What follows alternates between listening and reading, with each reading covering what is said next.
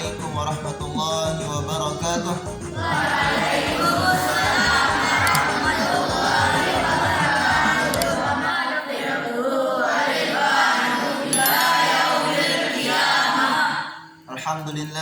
Alhamdulillah rabbil alamin.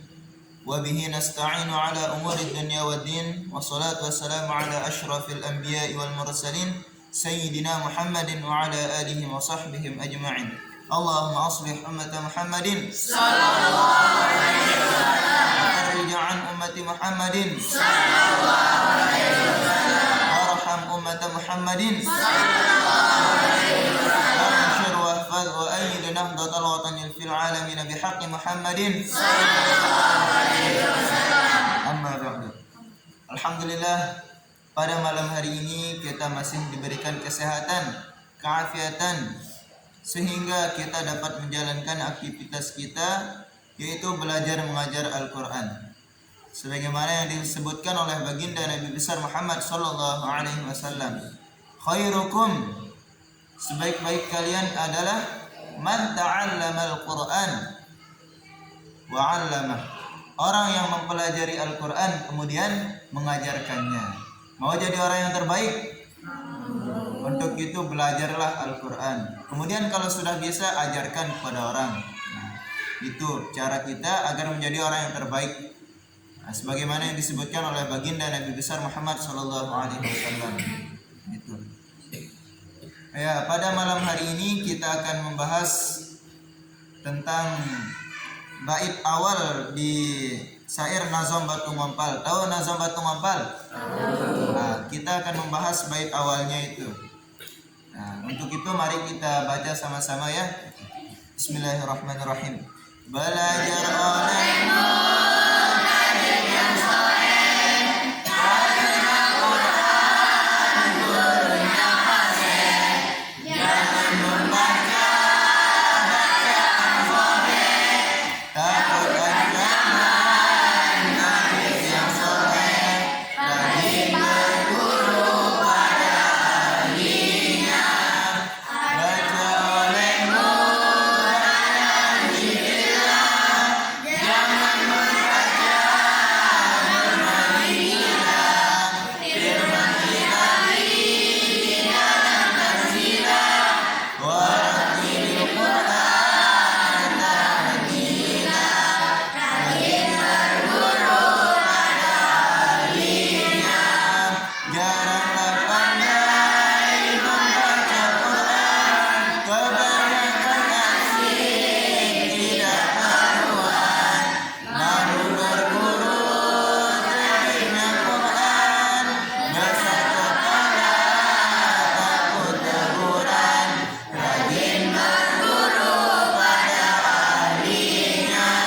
Ayahai saudara, ayahai saudari, tuntutlah ilmu setiap hari. Jangan bermazhab kesana kemari, agar selamat berdebat mari. Rajin berguru pada ahlinya. Nah, baik. Jadi Nazom Batu Ngompal ini Nazom Batu Ngompal ya. Jadi di sini isinya adalah membahas tentang tajwid, tata cara membaca Al-Quran dengan fasih. Nah, ini kalau mau belajar tajwid, ini perdalam ini tentang isi Nazom Batu Ngompal ini. Ini adalah ringkasan dari kitab-kitab besar. Nah, makanya Bapak Maulana Syekh Tuan Guru Kiai Haji Muhammad Zainuddin Abdul Majid meringkaskan kita Nazom Batu Ngompal ini supaya kita mudah belajar tajwid. Nah, agar kita mudah belajar.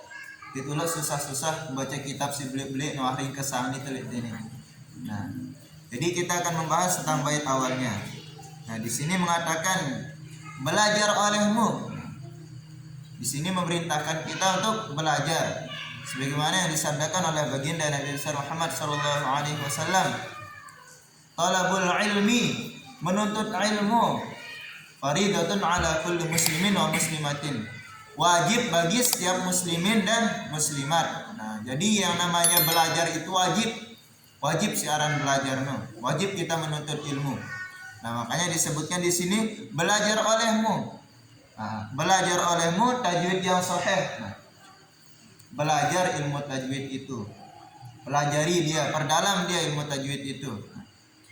Karena Quran turunnya fasih. Apa maksudnya karena Quran turunnya fasih? 3 langkah orang mulia gara-gara Al-Quran, dengan sebab Al-Quran itu. Yang pertama, orang bisa mulia sebab Al-Quran dengan cara menghafalnya. Coba kalian lihat orang-orang penghafal Al-Quran itu dimuliakan oleh orang. Pernah lihat Hafiz, orang yang hafal Quran? Nah, dimuliakan kan? Nah, itu dimuliakan orang-orang yang hafal Quran. Nah, yang kedua, orang yang membaca Al-Quran dengan suara yang indah, para qari'ah, orang yang ngasar itu dimuliakan. Kalau mau jadi orang mulia, rajin-rajin belajar ngasar. Nah, atau hafal Quran. Yang pertama hafal Al-Quran, yang kedua belajar tilawah. Nah, itu contoh kemarin kan kita sudah mengadakan haflah. Nah, qari-qari itu kan dimuliakan, dikasih makan, dikasih uang. Nah, itu dimuliakan, itu dihormati oleh orang. Nah, yang ketiga, dengan mempelajari isi Al-Quran. Nah, contoh tuan guru. Para tuan guru itu apa yang dipelajari Al-Quran? Dia membedah Al-Quran, mencari makna isi Al-Quran itu. Nah, itulah makanya para tuan guru itu dimuliakan oleh orang. Pernah lihat tuan guru? Nah, dimuliakan, dihormati oleh orang kan. Nah, itu karena Quran turunnya fasih. Jangan membaca bacaan qobeh. Apa maksudnya di sini? Jangan membaca dengan salah. Membaca Al-Quran itu harus benar, tidak boleh salah. Kalau salah berdosa kita baca Al-Quran kalau salah itu. Nah, tapi beda dengan orang yang belajar, walaupun salah itu dimaafkan kalau masih belajar. Itulah hebatnya orang belajar. Kalau salah dimaafkan. Tetapi kalau sudah selesai belajar, udah berhenti, maka dia akan berdosa kalau salah itu.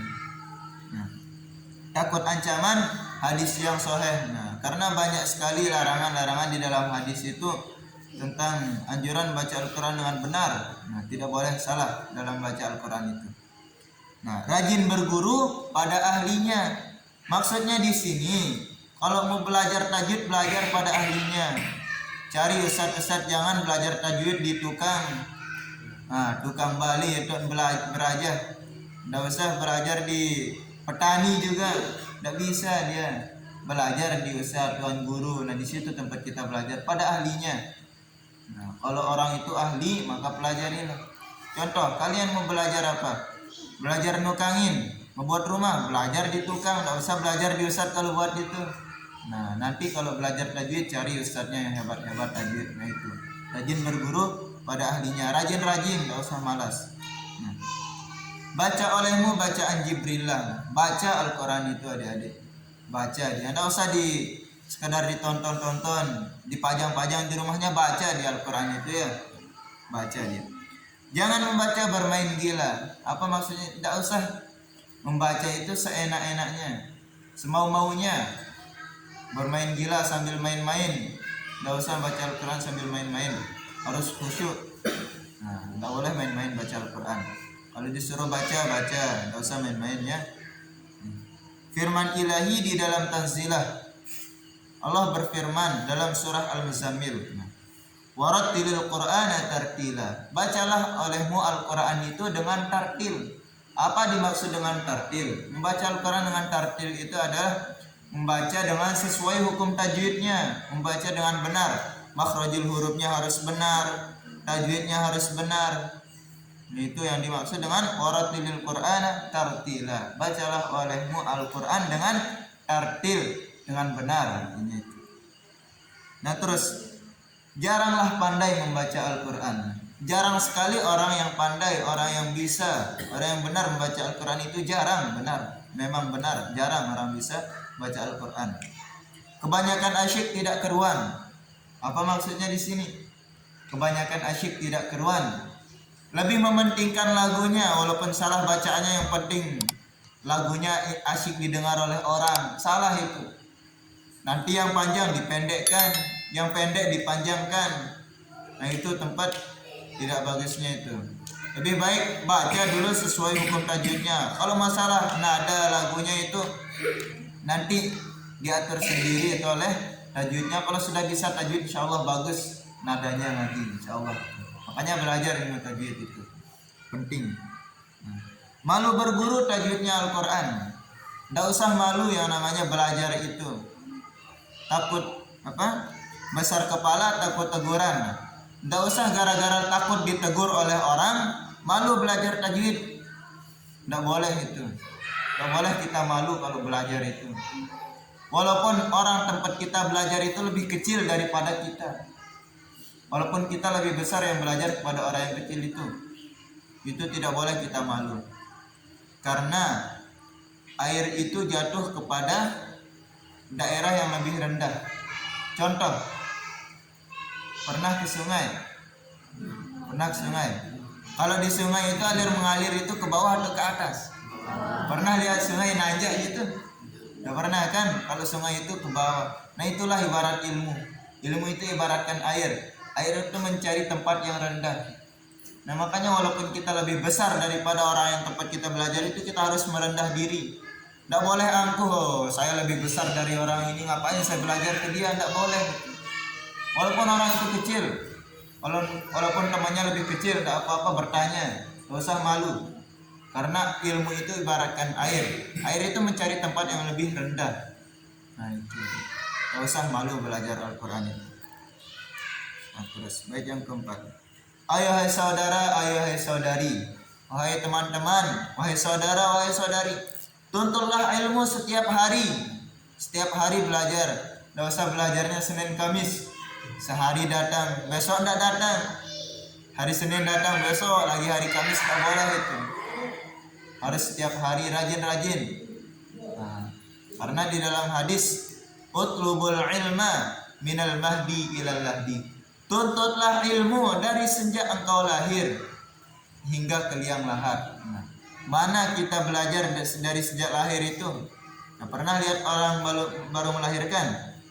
Nah, kalau baru melahirkan pasti diazankan kan? Nah, itu diazanin dia anak yang baru lahir itu. Kenapa? Itulah pengajaran pertama itu, supaya kalimat yang pertama kali didengar oleh anak itu kalimat tauhid, kalimat Allah, kalimat mengesahkan Allah. Nah itu, supaya itu yang pertama kali didengar. Makanya orang kalau baru selesai melahirkan anaknya itu diazankan. Nah, supaya yang pertama kali didengar oleh anak itu adalah Allah. Karena Allah lah yang menciptakan dia. Karena Allah dia lahir di muka bumi ini. Walaupun kenyataannya orang tua yang membuat, tapi hakikatnya itu Allah lah yang menaruhkan ruh kepada anak itu, makanya dia bisa lahir. Jadi walaupun orang tuanya sudah buat, sudah sesuai, tapi kalau Allah tidak menakdirkan orang itu lahir, maka tidak bisa orang itu lahir. Nah banyak kan orang keguguran itu contohnya.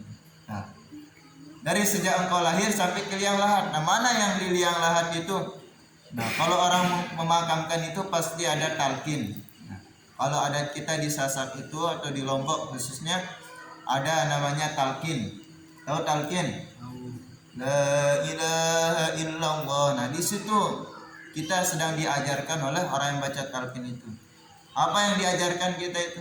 Supaya kita bisa menjawab pertanyaan malaikat mungkar dan nakir. Nah, dua malaikat ini mengerikan. Tergantung amal ibadah kita. Kalau kita rajin beribadah, beramal soleh, maka malaikat mungkar dan nakir itu berwujud orang yang baik. Nah, maka kita tidak takut di dalam kubur. Tetapi sebaliknya, kalau perbuatan kita di muka bumi ini tidak baik, tidak sholat, sering meninggalkan sholat, sering tidak puasa, maka wujud malaikat mungkar dan nakir itu besok di dalam kubur mengerikan. Seperti wujud yang paling menakutkan. Pernah lihat hantu? Takut ada tidak hantu? Takut. Nah, maka wujud malaikat mungkar dan nakir itu lebih ngeri daripada hantu besok di kubur. Nah, makanya rajin-rajin beribadah. Nah, jalankan perintah Allah, tinggalkan larangannya itu, supaya besok malaikat mungkar dan nakir datang dalam wujud keadaan yang baik, yang indah. Maka kita tidak takut di dalam kubur. Nah, terus, tuntutlah ilmu setiap hari. Utlubul ilma minal mahdi ilal lahdi. Tuntutlah ilmu dari sejak engkau lahir sampai ke liang lahat. Jangan bermegah ke sana kemari. Jangan ke sana kemari main-main. Lebih baik belajar. Datangi ustadz dan ustazahnya, belajar. Cari ke rumahnya bila perlu, bertanya. Gitu. Gak usah malu. Agar selamat belakang hari. Nah, apa maksudnya di sini? Besok kalian pasti besar. Besok sudah nikah, pasti akan nikah besok. Nah, besok kalau sudah nikah, punya anak, ditanya sama anaknya, yo, ama, apa kena ini terus sendiri tahun kan nila. Nah, besok kalau ditanya sama anaknya terus tidak bisa kan malu. Nah, supaya tidak malu, agar selamat belakang hari, selamat dari rasa malu, rasa bodoh. Nah, itu makanya belajar dari sejak kecil. Walaupun sulit-sulit, nah memang kalau kita belajar di waktu kecil itu memang agak sulit. Belajar di waktu kecil itu ibaratkan menulis di atas batu. Sulit kan kita nulis di atas batu, kita mengukir itu kan sulit. Karena batu itu apa? Tegel. Nah, tegeng batu. Nah, makanya sulit kalau memahat itu. Tetapi kalau kita menulis di atas batu pasti bekasnya itu tahan lama, tidak mudah hilang. Nah, tetapi kalau belajar di waktu tua, nah, ibaratkan menulis di atas air. Kalau kita nulis di atas air kan mudah, contoh. Nah, kita ginikan air itu mudah kan, tulis nama dia, tapi cepat hilang. Nah, itulah ibaratkan belajar di waktu tua. Coba tanya orang-orang tua ini, walaupun dengar ceramah sekarang di masjid, tanya ketika keluar di masjid, walaupun ketika di masjid itu paham dia apa yang disampaikan oleh penceramahnya atau tuan gurunya, nanti keluar dari masjid hilang apa yang didengar itu. Kenapa? Karena kalau kita belajar di waktu tua itu ibaratkan menulis di atas air, cepat hilang. Nah, makanya manfaatkan waktu kecil kalian untuk belajar supaya selamat di belakang hari, di masa depannya itu selamat. Nah, itu maksudnya. Tuntutlah ilmu setiap hari. Nah, jangan bermegah ke sana kemari agar selamat belakang hari. Nah, kesimpulannya adik-adikku sekalian, maka belajarlah, rajin-rajin belajar, terutama ilmu tajwid. Sering saya sampaikan, ilmu yang wajib kita pelajari itu adalah ilmu hal, ilmu yang kita pelajari sebelum melakukan suatu perkara. Kalau adik-adik mau membaca Al-Quran, pelajari ilmu tentang membaca Al-Quran itu, ilmu tajwid, ilmu tilawah supaya indah nadanya, supaya indah suaranya didengar ngaji. Nah, itu belajar itu. Itu yang paling wajib kita pelajari sebelum belajar yang lain-lain. Sebelum belajar matematika, dan belajar tentang Al-Quran dulu. Nah, itu ya. Nah, mungkin hanya ini yang dapat saya sampaikan, kurang lebihnya mohon dimaafkan. Ayo naktafi bihadzal qadar barakatan wa kifayatan. Allahumma waffiq wal hadi ila sabilir rasyad. Assalamualaikum warahmatullahi wabarakatuh.